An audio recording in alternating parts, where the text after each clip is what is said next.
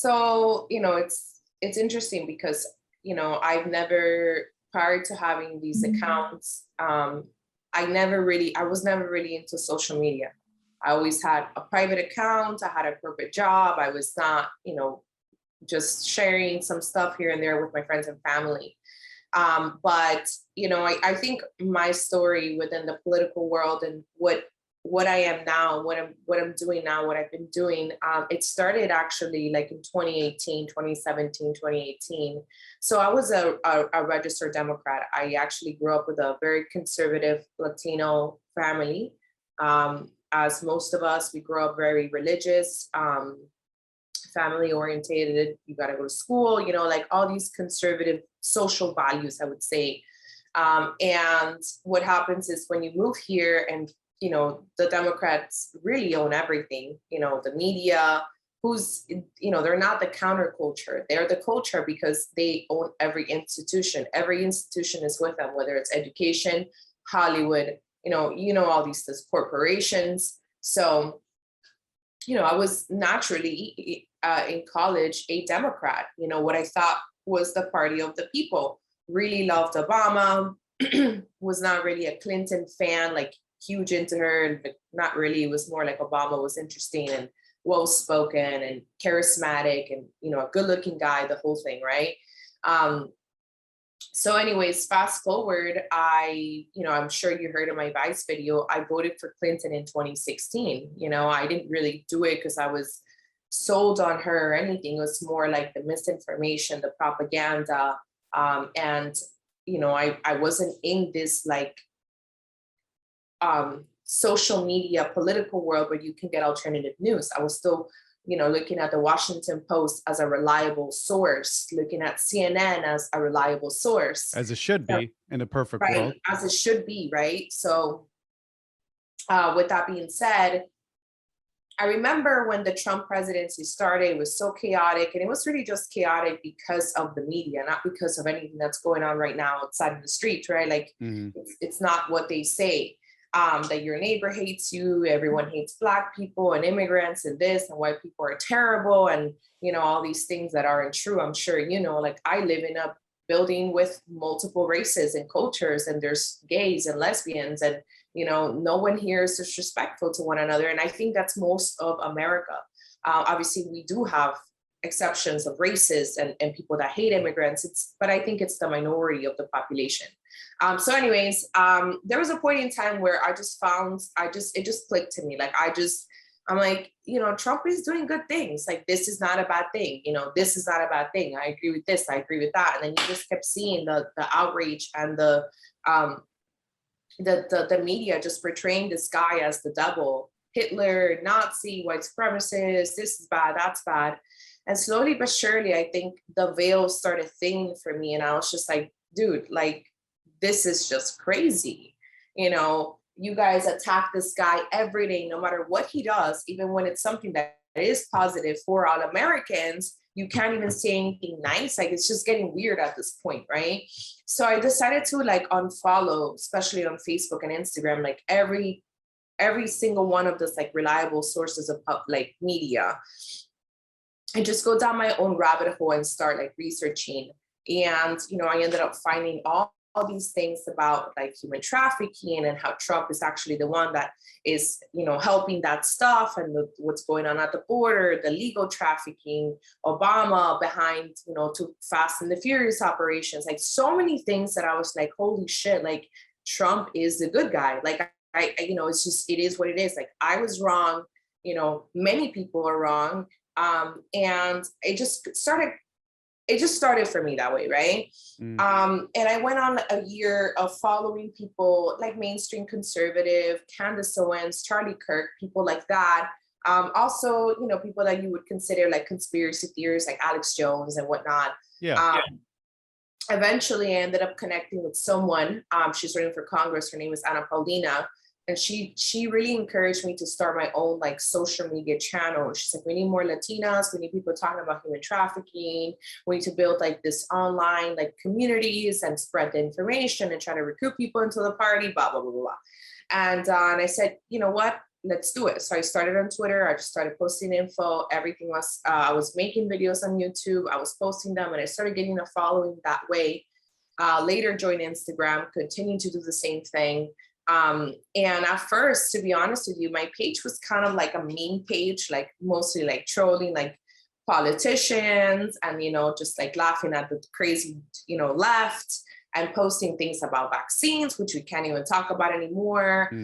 Everything, that it's kind of like prohibited to talk about now. So I started that way, and it just kind of developed into almost like a influencer role and a activist role, which was never intended to happen. I never intended to go on Vice or MSNBC or do, I did, a video with the president for the president's campaign. So all these things just kind of like started coming in, if that means say, like I started building a brand, I started building a following, like a very loyal community of moms, of, patriots, and it just evolved that way.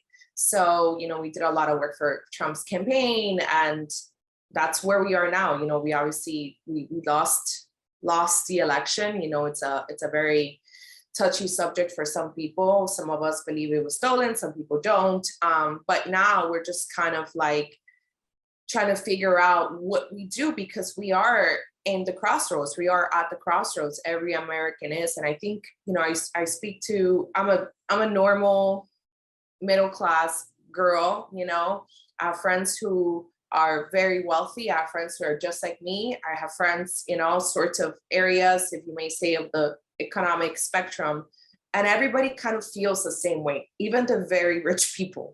It's like we're kind of fucked right now. Like we're kind of fucked. Like, what do we do?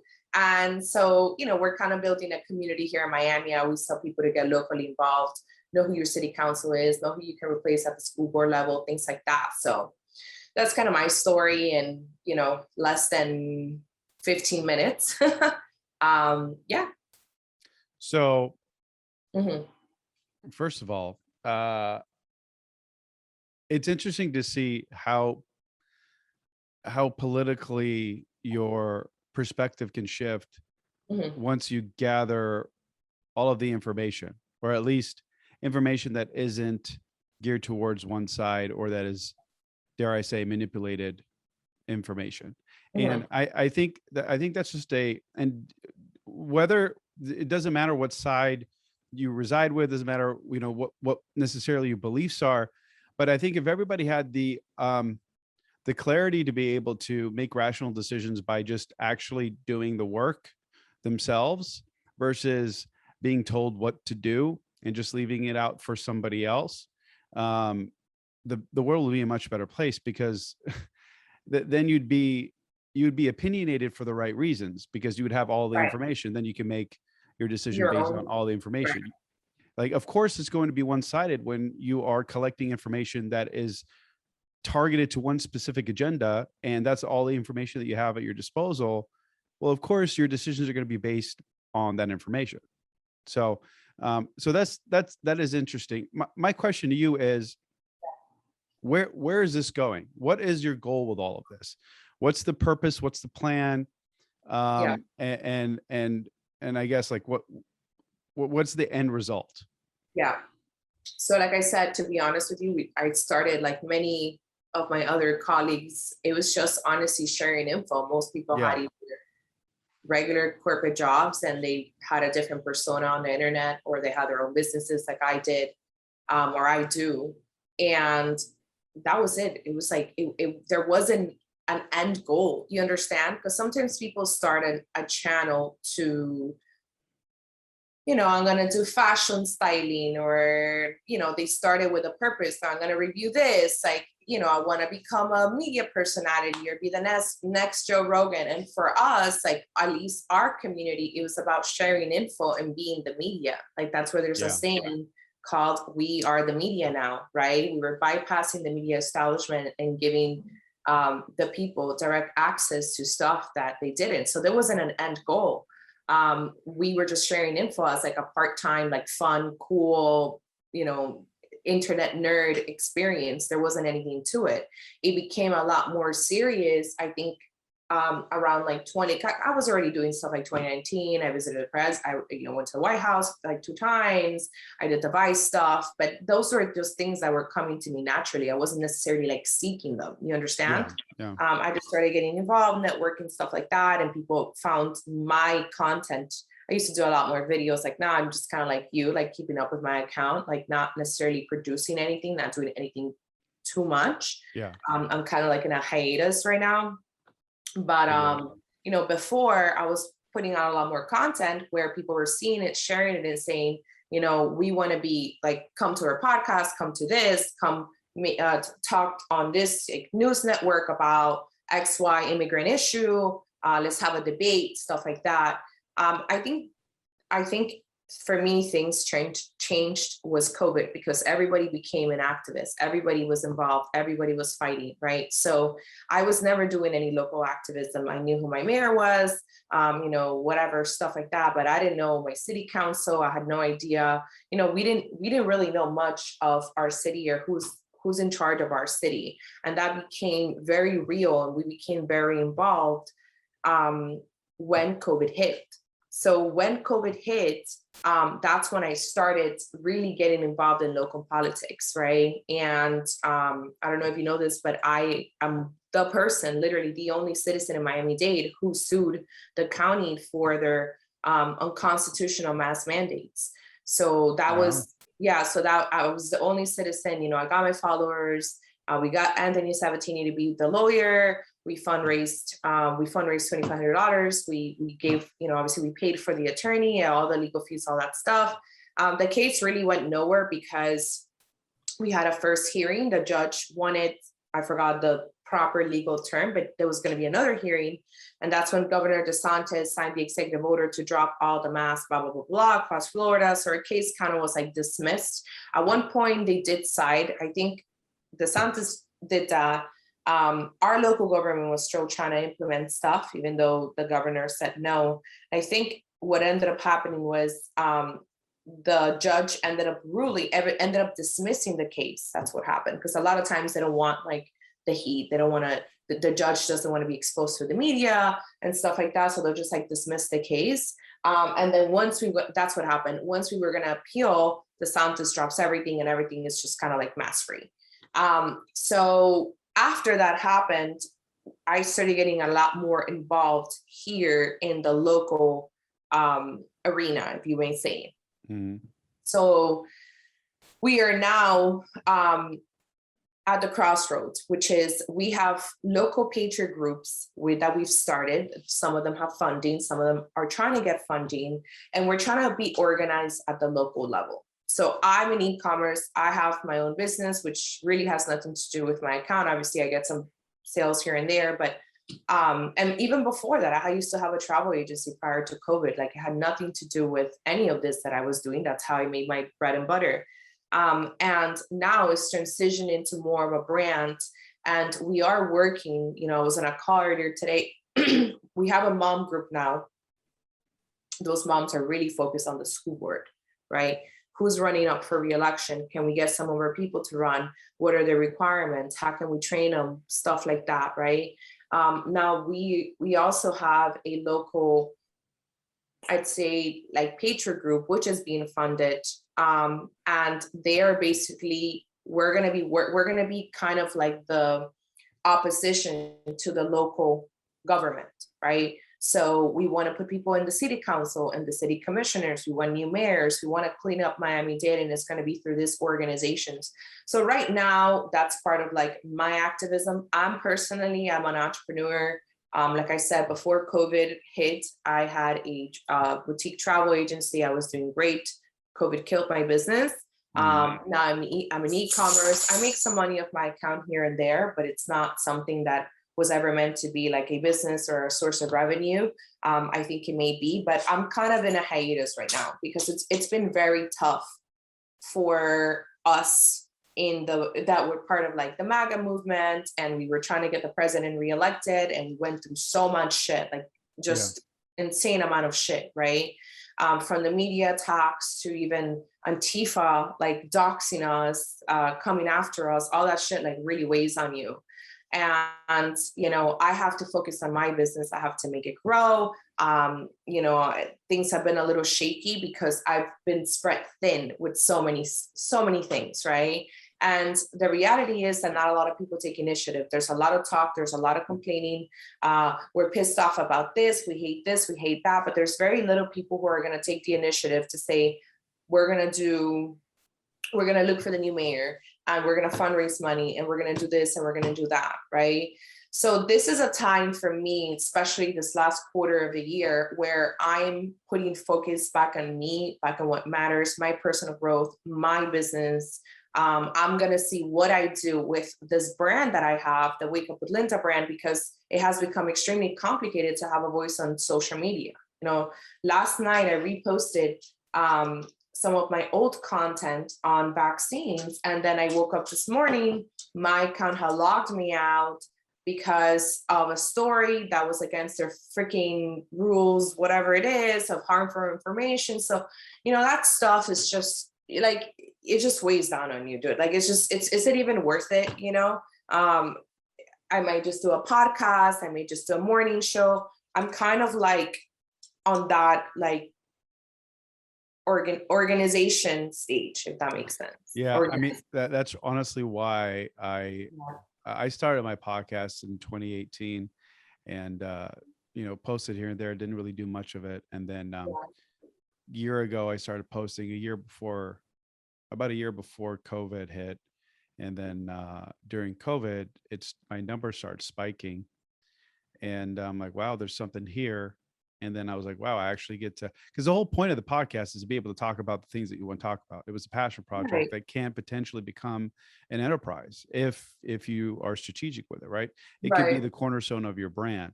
And I do want to talk about a little bit more on the business side. So you said you've got an e-commerce business, and you're generating traffic here and there from your account, but it's not your primary source. What is your primary source? Are you running ads? Are you doing SEO? So you're just running. So the ads they're a little bit complicated. I don't know if you saw the iOS 14 update that it's getting the ads. So how I've been driving traffic to my Instagram and then my website is SEO, which I'm gonna reach out to someone new to help me actually optimize the entire website, because there's a lot more products added that I've added myself, so I haven't done the proper SEO. The SEO right now is like the original SEO that I did. I think the last update I did was like earlier in the year. So SEO, we have ads, Facebook, Instagram ads, no Google ads. We have Google Shopping, obviously. Influencer marketing as well, which I want to find more like local influencers and stuff like that, girls that are into fashion blogging, whatnot. And then, you know, I'll share it whenever I have a special or something to share. I will share it on my story. I will share it on my account. But that's basically it. You know, with e-commerce, I think you really need to know your niche, right? Like when I first started e-commerce, I had no idea what I was doing. I had just taken a very basic Shopify course. I wasn't into ads. I knew the ad game because I had done ads for my travel agency business. And I had done ads before for some clients that I had that I just used to manage their social media, Facebook accounts, and I would run ads for them. So I understood the ad side of it, but I wasn't very knowledgeable in like email marketing, you know, building your subscribers list, as you said, and then being able to hit them back with emails for specials, for holidays, for their birthdays, whatever it may be. It's so important. You know, I was actually doing numbers yesterday for, you know, the rest of the year. You obviously know we have the holidays, Black Friday, all that stuff I got to prepare for. And I'm running numbers and I'm looking at my emails that I've sent this year. And you can always, you can literally see the pattern between the months that my sales were not that great, or I barely met my goal, versus those where I surpassed my goal or I did great. And it's just like, I had, let's say 7 campaigns that month versus 2 the other month. Yeah. You know, it's like almost guaranteed that every time you send the email, you will get at least a sale, 2 sales, 3 sales. Oh Something. yeah. And the argument is that email marketing is dead. And I don't want to make this No. necessarily a marketing conversation, but it is fine. It is interesting to say it's not. And people were saying that because of Facebook Messenger ads, specifically running Facebook Messenger ads, specifically primarily for e-commerce, a lot of drop shipping, things like that. Yeah. And the reason why it worked so well is because we were able to optimize it, and the whole system was pretty much on its own through like chat bots and things like that, where you can set it up and it would just happen automatically. But that is fascinating. So this is something that I think needs to be addressed, is that you had a successful business, COVID hit, and instead of, falling over, putting your head between your legs, you decided to pivot and really roll up your sleeves and try to figure out something that you could do that was essentially recession proof, which a great example of that is e-commerce. It's the physical products being sold online. And so did you have an idea in mind for your e-commerce brand? Do you know what you were going to sell? Was it always going to be clothes, jewelry, things like that? Or did it just kind of just happen, something that just fell into your lap? Yeah, so the idea actually came because my mom, she was in Colombia, I think it was like 2018 or 2019, like early that year. And she was like, she bought me all this like jewelry pieces from some like lady that she met in Colombia. And she's like, oh, this is her Instagram. She sells all these things. Blah, blah, blah. And I was like, and she's like, yeah, she, this is what she does. And I don't know why, it just kind of clicked to me. So I started researching like jewelry, like fashion jewelry, for women that I would wear. So at first, I just kind of like, I don't know, that's just the kind of person that I am. I know like there's some like, even for like my travel business, I was not in the travel industry. I was in the liquor industry, I was in corporate, but I just saw an opportunity and I said, you know what, I'll just make it work and kind of learn on the way. And it worked out.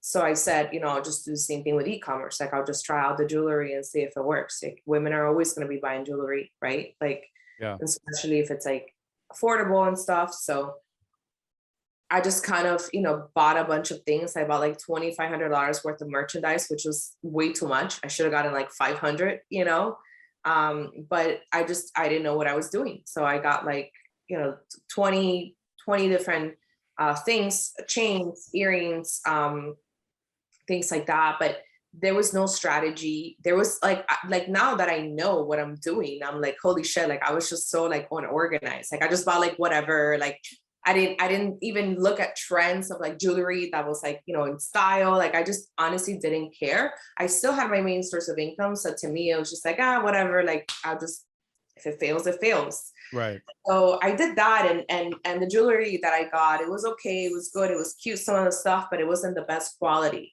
So as I started following other pages, as I started following fashion bloggers, as I started following actual like jewelry brands, like fashion in the same industry that I'm in the same niche, I was like, dude, my shit sucks compared to this stuff. Like this stuff is incredible, like my shit sucks. Like, these people know what they're doing, like water resistant jewelry, like, tarnish resistant, like hypoallergenic. And I was like, wait, I need this. Like, I need to rebrand completely. This is the money. This is like, because I found a very unique category, right? So it's all about the niche. Like you can't sell to everybody. Like I've done e-commerce, like webinars, and I'm going to host another one this month. And it's just like, sometimes like when I first started my business, I was like, yeah, I'm going to sell to women. Yeah. Like, okay. There's like, what type of women, are you going to talk about women that make $100,000 or $1 million? Is it women that are 35 or they're 50-year-olds? Like who is it, like Latinas, or is it just a general market, or is it just white women, like Black women, like whoever? Mm-hmm. So I obviously, I didn't really think it through. Like now I know. And so what I did last year around September, October was I like rebranded the whole store. I brought in all new merchandise. Everything that came in was high quality, affordable jewelry. So jewelry that was made with stainless steel and 18 karat gold plated. The reason why is because if you think about it, like when you get any surgery, Everything that the doctor uses, all his tools are all stainless steel. They don't rust. They don't get green. They don't, they last in water. So that is the same type of material that I use in my jewelry. Do I have it on? Yeah, I have some stuff on right here. That is the same material that I use in my jewelry, so that you can go in the water, you can shower with it, you can go in the ocean, you can go in the pool, and you don't have to worry about it tarnishing, and it's also affordable.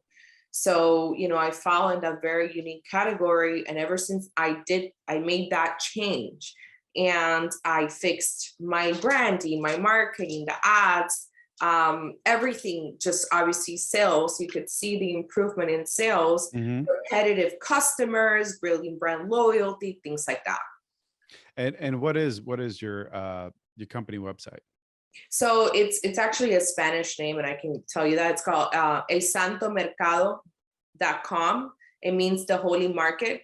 On Instagram is 𝙗𝙗𝙗𝙗𝙗𝙗𝙗.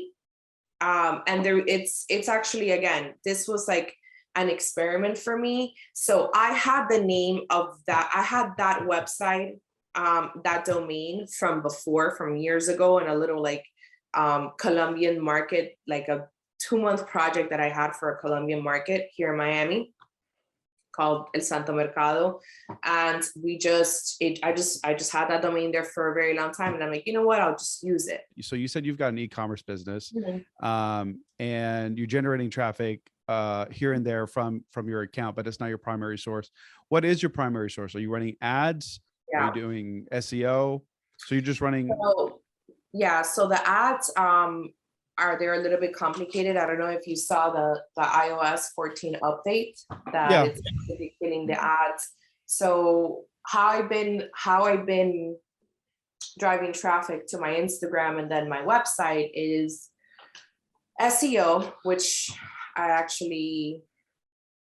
gonna reach out to someone new to help me actually optimize the entire website, because there's a lot more products added that I've added myself. So I haven't done the proper SEO. The SEO right now is like the original SEO that I did. I think the last update I did was like earlier in the year.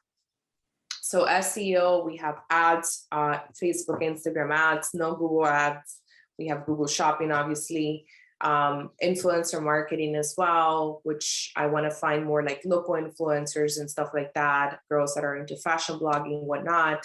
And then, I'll share it whenever I have a special or something to share. I will share it on my story. I will share it on my account.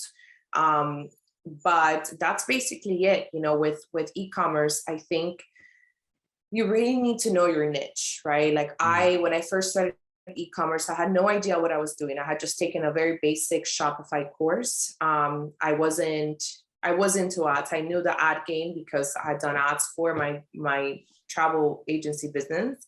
And I had done ads before for some clients that I had that I just used to manage their social media, Facebook accounts, and I would run ads for them. So I understood the ad side of it, but I wasn't very knowledgeable in like email marketing, building your subscribers list, as you said, and then being able to hit them back with emails for specials, for holidays, for their birthdays, whatever it may be. It's so important. I was actually doing numbers yesterday for, the rest of the year. You obviously know we have the holidays, Black Friday, all that stuff I got to prepare for. And I'm running numbers and I'm looking at my emails that I've sent this year. And you can always, you can literally see the pattern between the months that my sales were not that great, or I barely met my goal, versus those where I surpassed my goal or I did great. And it's just like, I had, let's say 7 campaigns that month versus 2 the other month. Yeah.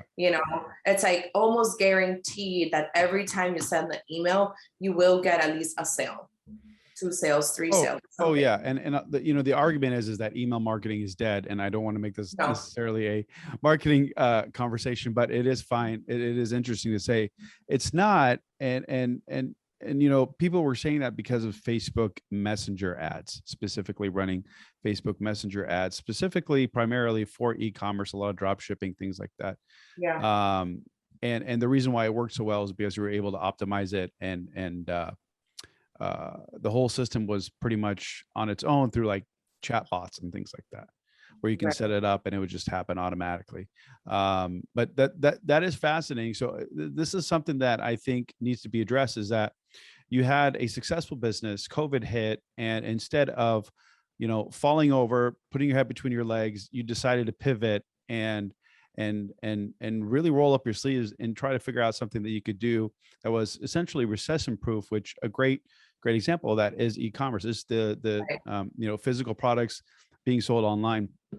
And so did you have an idea in mind for your e-commerce brand? Do you know what you were going to sell? Was it always going to be clothes, jewelry, things like that? Or did it just kind of just happen, something that just fell into your lap? Yeah, so the idea actually came because my mom, she was in Colombia, I think it was like 2018 or 2019, like early that year. And she was like, she bought me all this like jewelry pieces from some like lady that she met in Colombia. And she's like, oh, this is her Instagram. She sells all these things. Blah, blah, blah. And I was like, and she's like, yeah, this is what she does. And I don't know why, it just kind of clicked to me. So I started researching like jewelry, like fashion jewelry, for women that I would wear.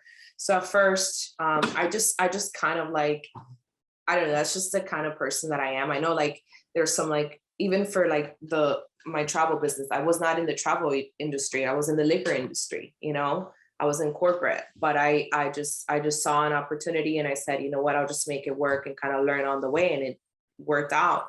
So I said, I'll just do the same thing with e-commerce. Like I'll just try out the jewelry and see if it works. Like women are always going to be buying jewelry, right? Like, Yeah. especially if it's like affordable and stuff. So I just kind of, bought a bunch of things. I bought like $2,500 worth of merchandise, which was way too much. I should have gotten like 500, but I didn't know what I was doing. So I got like, 20 different things, chains, earrings, things like that. But there was no strategy. There was like now that I know what I'm doing, I'm like, holy shit. Like I was just so like unorganized. Like I just bought like whatever, like I didn't even look at trends of like jewelry that was like, in style. Like I just honestly didn't care. I still had my main source of income. So to me, it was just like, whatever, like if it fails, it fails. Right. So I did that, and the jewelry that I got, it was okay, it was good, it was cute, some of the stuff, but it wasn't the best quality.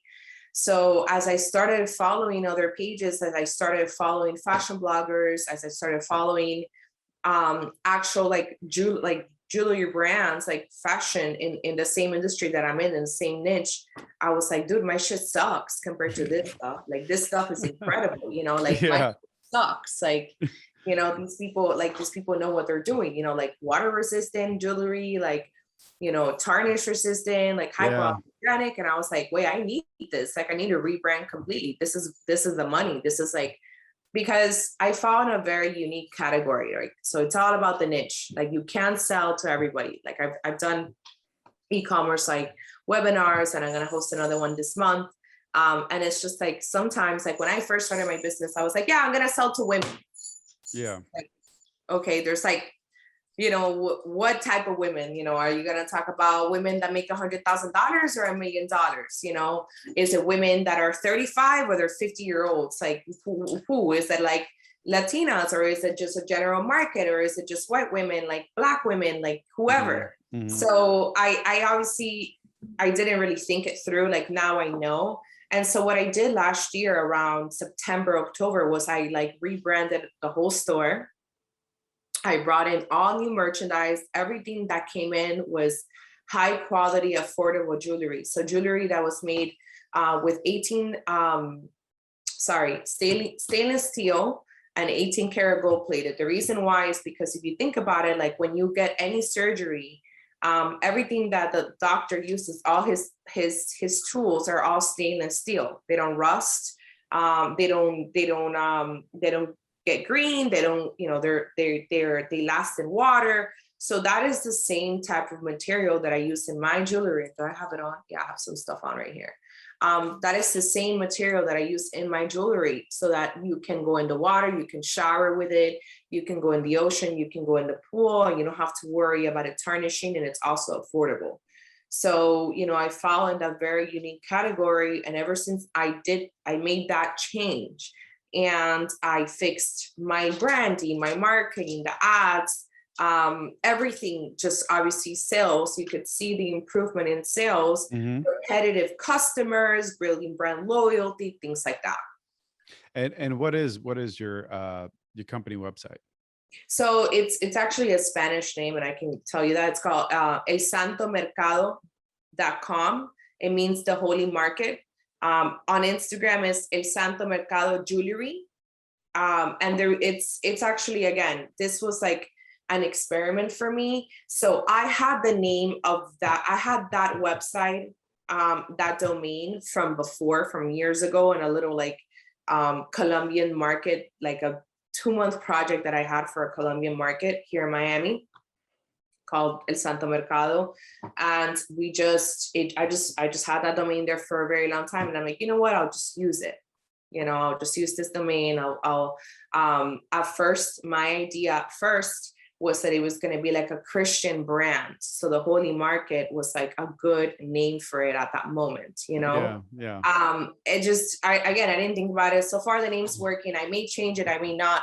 Hold on, I gotta take you with me because I gotta open the door for my dog. You're good. Yeah, she likes to get sun at this time, so yeah. So anyways, that is the story of that jewelry brand, which it's growing great.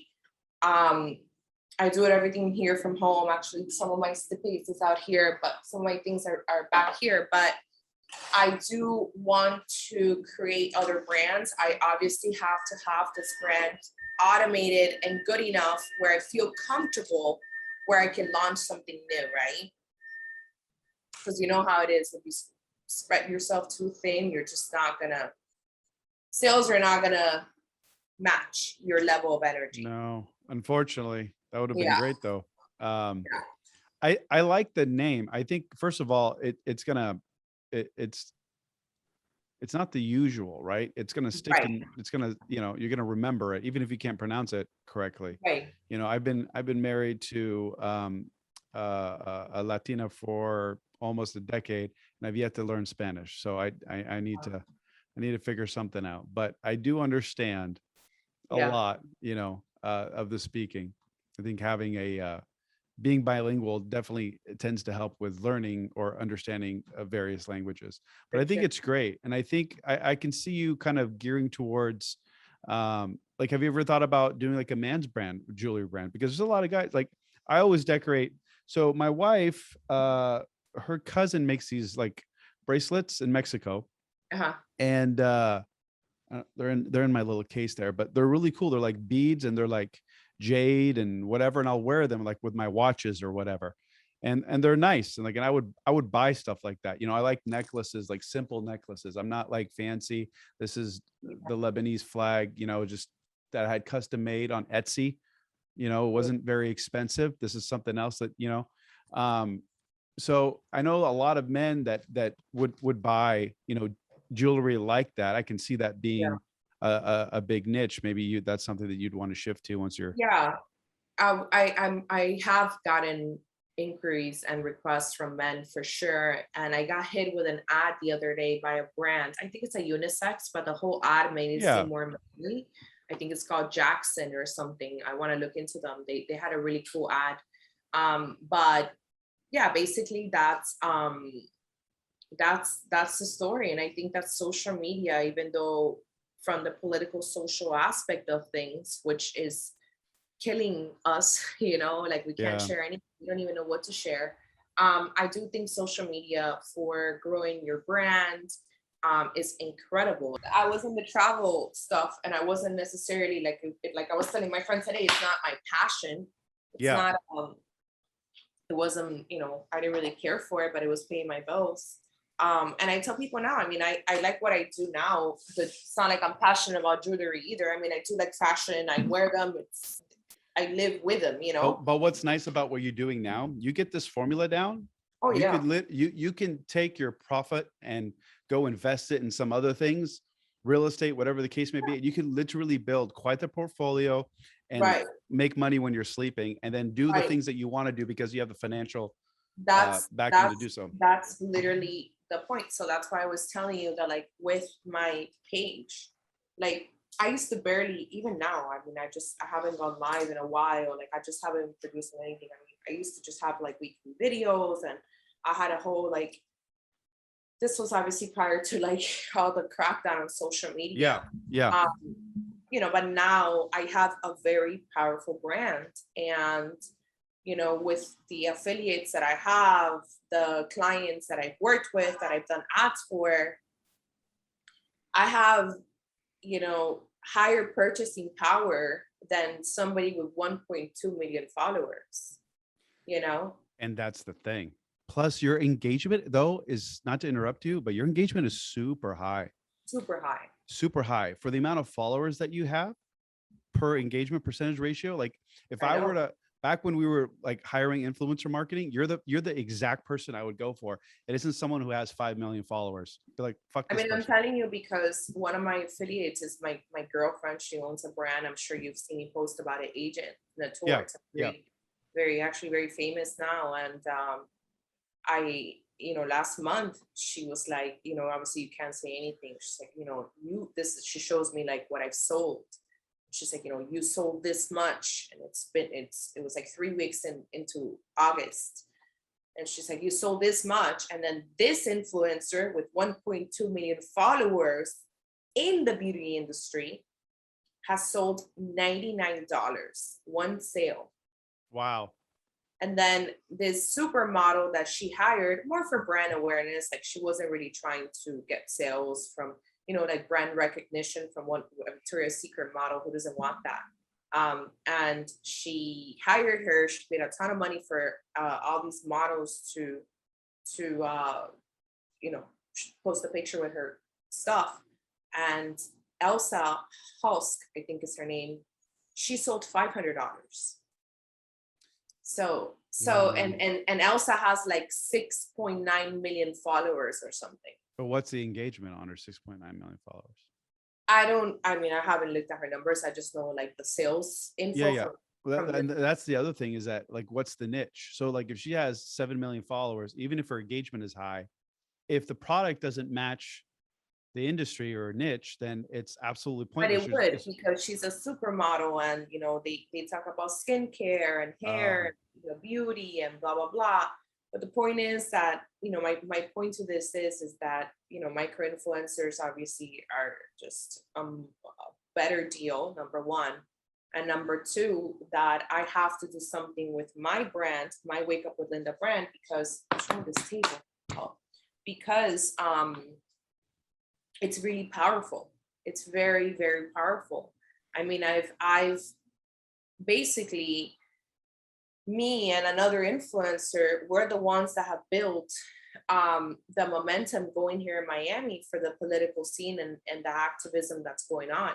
I'm tired because I've been doing it for so long now, and like I said, I'm like in a hiatus.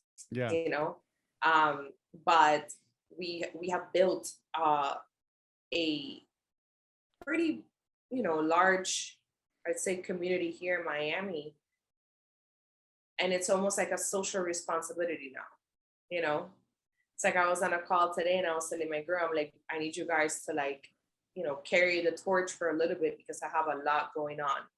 I need to get like aligned and center again. I've been doing this for 3 years. You guys are just starting now, and I can't do it all. So while I take this little personal break, you guys have to be the ones. I'll still post you and share your events and be involved, but I can't be the face of it right now because it's just too much. I think it's been tough. Like I did a lot for the Trump campaign, and we were fighting the fucking fight, like spiritually, mentally, like politically, like, I mean, in every sense of the word. It was like we knew that shit was gonna go bad, and it was pretty traumatizing because they were coming after us. It's tough, Linda, to go against a system that is broken. No, that's why I was saying this week, it's we just have to accept that this is clown world. This is where we live. There's no political solution to this. Like, no, It's like your None. efforts, all you end up doing is becoming a pariah. Like straight up. I never wear masks, only when I'm forced to, or somebody tells me, Yeah. can you put on a mask or whatever. And I would, like you're looked at like you're an alien, number one. Number two, the judgment comes in. And then number three, it's like, at what point do you have to rest on your laurels? At what point do you say no more? Like, because then there's so many variables, right? Like I've got children, they go to a public school. I've got a wife who works for somebody and is starting her business. And there's so much little things that you have to like, at some point I'm like, okay, well, I can't totally be selfish, but at the same time, I'm not going to like, I have always had a problem with authority. I've always had a problem with the system as it is. And I've always wanted to do my own thing. And that's not like rebellion. It's just like, I don't know how people just take it as it is and just roll over and call it good. Like, who are you? Why would you do that? Like, what kind of, like, why don't you have a little bit of grit in you, a little bit of tenacity, a little bit of will, something that you can decide for yourself versus just, this is the norm and we just have to abide by it because we're building a socialist. I think the problem too is that, at first, like the problem with those people that just said, fuck it, I'm gonna comply and I'm just gonna deal with it at first, is that it never stops. It never ended. It didn't end with the mask. It didn't end with one vaccine or two or three. Now it doesn't end with three fucking vaccines, a vaccine and two boosters and a mask. So it's like, the more we comply, it's like, we need more vaccination rates, more. We need this, we need that. It's like, it's because we keep complying, they're never going to end this nightmare that we're all living. 1000%. Delta variant, it's going to be the Z variant, the Mu, the Chi, like it's just going to be, we live in a medical dictatorship, like where our freedoms, our lives are revolve around the ICU capacity of fucking hospitals. Build more hospitals then. I don't know what to tell you. Yeah, no, I'm with you. I'm with you. And so it's like, yeah, you don't want to be a burden to society. You don't want the trouble. Like, it's had to face this issue. Like at my USPS office, I package everything from here and then I just drop it off at USPS. I don't actually need them to do anything for me because I have my printing machine, my stamps, everything here, and then I just drop it off. And I've been doing that all pandemic, no mask. And even though there's no mask here in Miami because it's a federal building, Joe Biden's executive order, blah, blah, blah. So you need a mask to walk inside. So I walk inside like 2 months ago, and one of the ladies was like, young lady, you need a mask. And I just ignore her, because I've been going there for so long without a mask. And all of a sudden, I'm not going to wear a fucking mask like now. She's kept going so many times. Last week, we went at it because she's like, she's like this rude Black lady that she's probably been working there for 30 years. Thinks she owns USPS, and she tells me to wear a mask, and I just stop and I'm like, look, I don't need your service. You and I are not interacting. I don't need you. I bring everything here stamped, everything here shipped. All I do is drop it off. We went at it. She's like, oh, it's still a federal building, blah, blah, blah, next time. And I was like, what are you going to do next time? Call the cops. What are you going to do next time? There was a point when I was like, okay, next time I'm just going to wear a Trump mask to be a bitch and comply, but it's going to say Trump and I'm going to drop off my shit, right? Or I'm not going to comply and I'm going to stand my ground. Long story short is that I ended up getting a hold of her supervisor because at one point I told her, I said, I've already spoken to your supervisor, which is true. And I said, she said, I could come in without a mask. She's like, well, you need to go wherever my supervisor is and drop off your stuff there. And I was like, okay, no problem. Report her again. And so I went back yesterday to drop off packages and she didn't say a fucking beep. Nothing. I'm like, okay, it looks like I won this fight. It looks like I won the fight. And it would have been a lot easier if I just comply with the mask. It's really not a big deal for me to put it on, drop off the stuff and leave, even though I have no human interaction with her at all, right? But at the same time, it's like, fuck you. Like, I even asked her, I go, why don't you go get vaccinated? Oh, I already have the vaccine. And I go, you have two vaccines, a mask, and a plexiglass around you, and you worried about me 20 feet away? Everything is contradicting. The science is contradicting. The state of the world is contradicting. The Everything, mandates are everything, everything. everything, It's just one big contradiction. Here's the thing. everything. At the root of all this, what is the whole premise behind all of this? What is it? It's fear. It's to instill fear through control, right? Or control through fear. And that's all it's been. But we're heading towards a dictatorship. And Joe Rogan said this interestingly, and then I had a And where are you? conversation. What state are you in? I'm in Oregon. It's a shit show. Oh, Yeah, it's a fucking shit show. Don't even listen. If half my family wasn't here, I would have been gone by now. Let me just tell you, but I'm Lebanese, and culturally, like, you don't just fucking leave your family, your mom, it's, and I'm the oldest son, the oldest, child. yeah. So it's like, you just can't do that. But going back to what I was saying was it's alarming because people they don't realize that they're being controlled. And at the same time, I feel like people know that they're being controlled and they allow it to happen. And that's the scary part, is that they're allowing it to happen knowingly or subconsciously, but it doesn't phase them. And I kind of look at it, and I hate to use this term, like entrepreneur versus like, working at a job or a career or whatever, because there's so many different, like the 90th person at Facebook is a multimillionaire. So it doesn't, and he's an employee. So that doesn't necessarily mean anything. But going back to like the conversation with Joe Rogan, we're nearing a dictatorship. And like the whole thing, the United States of America, this thing was a project. This was a test. Literally. Because everything prior to the United States, what was it? It was communists, or it was Communist Party, Social Party, or it was a dictatorship. One of those two, or monarchy.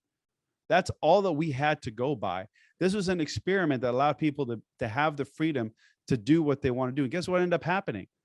We became literally the #1 country in the world because we had all these different diversity of ethnicities and of talents and intelligence, and we were able to expedite science and technology and like grow. Why?